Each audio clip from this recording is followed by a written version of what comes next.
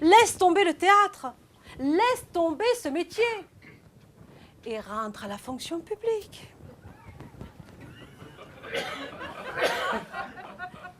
Quand je suis arrivée à la fonction publique, c'était le plus beau jour de ma vie. J'ai rencontré un monsieur, mais absolument délicieux, qui m'a dit, avec les handicapés, on nous met une pression. C'était mon chef de service. Il m'a gentiment accompagné à mon service. Il a ouvert la porte et il a dit, bon, on va la mettre là si ça gêne pas. Si ça gêne, on la mettra ailleurs. Vous savez, c'est drôle ça. Parce qu'à la fonction publique, c'est l'un des rares endroits où on est tous égaux. Oui, c'est pas la peine de faire ce silence-là. Vous avez bien entendu. À la fonction publique, il n'y a pas d'handicapés, il n'y a pas de valides. On est tous égaux. Personne ne fout rien.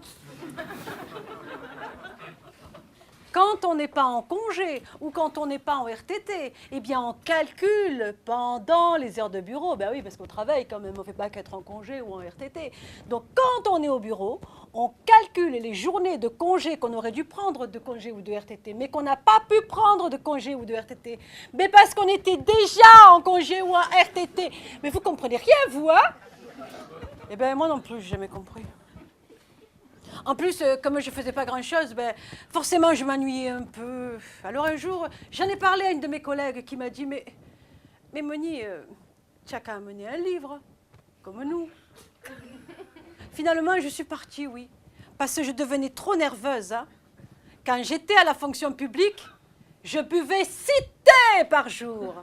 Et je ne compte pas les cafés. Hein.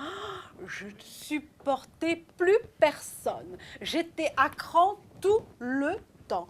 Au bureau, à la maison, dans les magasins, dans le métro.